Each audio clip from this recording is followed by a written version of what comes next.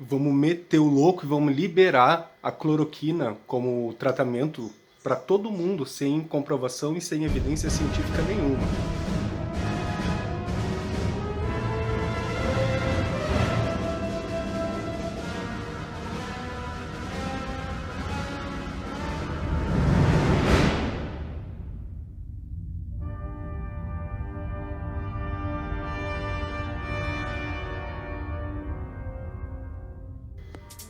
E aí galera, tudo bem? Eu sou o Alisson, dono desse território, e nessa semana eu resolvi falar um pouco sobre um assunto que tomou novamente notória centralidade e evidência no debate público brasileiro, que é o negacionismo. Ele, na verdade, o negacionismo ele atinge aí diversas áreas do conhecimento e nesse momento que nós estamos passando, nesse período histórico, tem tomado maior amplitude na questão ali das ciências biológicas, ciências médicas, mas eu vou tentar explicar um pouco como isso pode ser prejudicial, né, mais amplamente para todos, e vou puxar um pouco o assunto também para minha área, que é a história. Em primeiro momento, o que seria o negacionismo? O negacionismo é a escolha de um determinado indivíduo ou grupo de indivíduos de negarem determinada realidade empírica simplesmente porque essa realidade é desconfortável para a sua própria opinião ou para a sua própria forma de ver e de pensar a realidade. Então, ele simplesmente nega determinados fatos ou evidências concretas, já consolidadas no ramo acadêmico, no ambiente científico, e para isso ele passa então a distorcer e a manipular a realidade. Isso tomou grande amplitude devido, né, à internet, então como qualquer um hoje em dia tem a oportunidade de expor a sua opinião, e como são muitas vozes falando ao mesmo tempo, surgiu, né, esse efeito que é muito comentado e tem se articulado muito a respeito disso. Então, primeiro, é interessante a gente pensar que esse fenômeno ele tomou notória amplitude desde há um tempinho já, mas vamos falar ali que no período das eleições, das disputas, das últimas disputas eleitorais, isso ficou muito evidente, porque nós vimos diversos discursos negacionistas virem à tona, como por exemplo, o Holocausto não existiu, o nazismo é de esquerda, a ditadura, não houve golpe, no período da ditadura foi um período maravilhoso, economicamente, socialmente, politicamente, né? E isso tomou grande amplitude, teve gente que o Bolsonaro falava até mesmo que não havia nem racismo no país, ou que era muito pouco, e devido a isso, hoje nós estamos vendo aí os efeitos desse tipo de discurso e como pode se concretizar na vida das pessoas determinadas posições que tentam negar a realidade dos fatos. Diante desse contexto, primeiro é interessante a gente pensar que esses discursos eles não nascem sem uma intencionalidade por trás. Então, quando começa a reverberar, a repercutir nos meios, nas redes sociais, ou que um determinado grupo ele passa a tentar distorcer alguma realidade, algum fato já consolidado, é porque ele tem, né, um posicionamento por trás. No caso, vamos pegar o exemplo aqui do bolsonarismo. Quando eles falavam, por exemplo, que o nazismo era de esquerda, havia uma forte intencionalidade nesse discurso. Nós todos sabemos, por exemplo, o que foi o nazismo.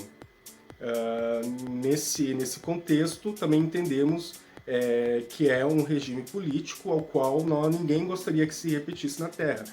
E como o espectro político dele era da extrema-direita, nós tínhamos o quê? Um político de extrema-direita que estava tentando ascender ao poder, à presidência. Para isso, então, o que ele precisava fazer? Se distanciar desse discurso que pudesse, né, colocar paralelamente, ou fazer uma comparação, ou colocar em evidência com esse regime, né, político que notoriamente ninguém, em sã racionalidade, apoiaria ou tentaria contornar a realidade de tudo que aconteceu lá. Então, para isso, tu produz um outro discurso. Então, tu coloca esse discurso, tu nega aquela realidade, tu diz o que não. O nazismo ele nunca foi de extrema-direita, o nazismo ele era, né, de esquerda. E nós estamos enfrentando algo parecido aí nesse instante. Nós temos diversos, né, pesquisadores da área da medicina, da área, né, das ciências biomédicas e tudo mais, né, alertando para que não há evidências científicas para o uso da cloroquina em pacientes, e aliás os estudos estão indo até contra isso, mas ainda permanece esse discurso. Então a primeira coisa que a gente tem que pensar, que há uma intencionalidade por trás, né, das pessoas que querem que isso seja aplicado, né, no Brasil, mesmo contra essas evidências. Então, primeiro temos que levar em consideração isso. E eu gostaria de explicar rapidamente, mais ou menos, aqui para a gente entender como que funciona a produção do conhecimento no âmbito acadêmico, né? Porque vamos falar, por exemplo, vamos puxar ali para a ditadura. Digamos que nós acabamos o período ditatorial ali, nós entramos na redemocratização, então surgiram aí diversos pesquisadores, diversos historiadores, né, que entraram no ramo científico da história e passaram a pesquisar sobre esse passado recente que nós todos vivemos, ou quem não viveu, né, deve ter algum conhecido, algum parente que passou por isso.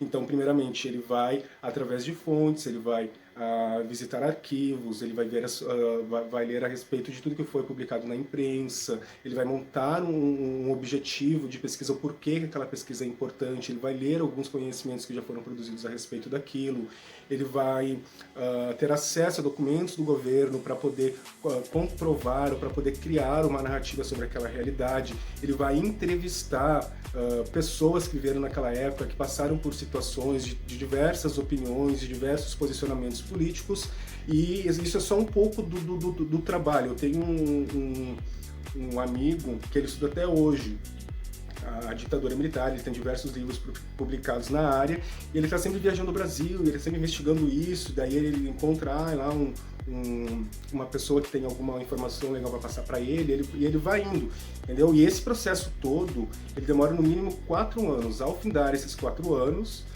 que isso é o doutorado, ele vai então diante da comunidade acadêmica, diante de outros professores que já passaram por esse mesmo processo que ele vai apresentar o seu trabalho, e ele vai ter que convencer os outros de que o trabalho dele, que a narrativa que ele está produzindo tem um valor científico. Se ele for aprovado, então ele ganha o título de doutorado, então, e aquilo vai se transformar em um conhecimento, vai ser publicado um livro, artigos a respeito daquilo que ele estava falando. E eu digo isso então para a gente entender que há um grande trabalho que envolve no mínimo 4 anos, às vezes, para as pessoas poderem trazer algum conhecimento e falar algo. E a gente vive num contexto onde às vezes a pessoa ela não tem nenhum conhecimento a respeito da área, e ela pensa que pode ter a sua própria opinião e que a sua opinião vale mais do que esses 4 anos de estudo que a pessoa teve em determinado campo do conhecimento. Eu estou falando a respeito da história, mas isso acontece em todas as áreas do conhecimento. Então, na área da medicina, se os pesquisadores estão dizendo que não tem como aplicar um aumento, que ainda é insuficiente as pesquisas que estão sendo realizadas, eles têm diversos poréns que impedem realmente de que isso seja concretizado. E é mais ou menos sobre isso aí o recado que eu quero deixar essa semana para vocês, para a gente saber ouvir.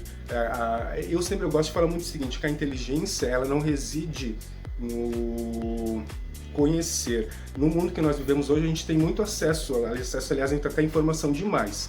A inteligência hoje, ela reside em tu saber ouvir as pessoas certas, a tu saber dar ouvidos àqueles que têm algum conhecimento para passar. Não é nós falarmos, não é nós nos expormos, nós colocarmos a nossa opinião que nos fará mais inteligente, mas sim dar ouvidos àqueles que realmente têm alguma posição, ou pelo menos podem nos ensinar alguma coisa a respeito de determinado assunto. Então, se envolve a ciência médica, nós precisamos dar ouvidos o quê? A pessoas que estão inseridas dentro do contexto da pesquisa médica.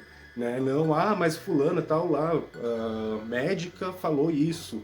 Tá, mas às vezes aquela é uma opinião dela, talvez ela não tenha conhecimento científico, ela fez apenas a graduação.